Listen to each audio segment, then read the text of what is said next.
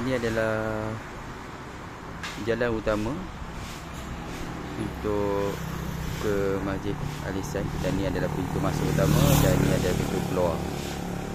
Yang menariknya, di sini disediakan deretan kedai jualan.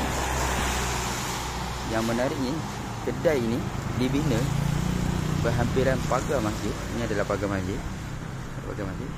Dan pintu masuk kedai berada di luar masjid, di luar kawasan masjid.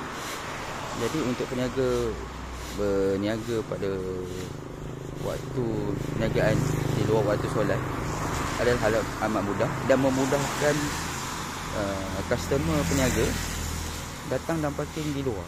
Tidak perlu masuk ke dalam kawasan masjid untuk berurusan. So agak memudahkan. Idea yang bagus.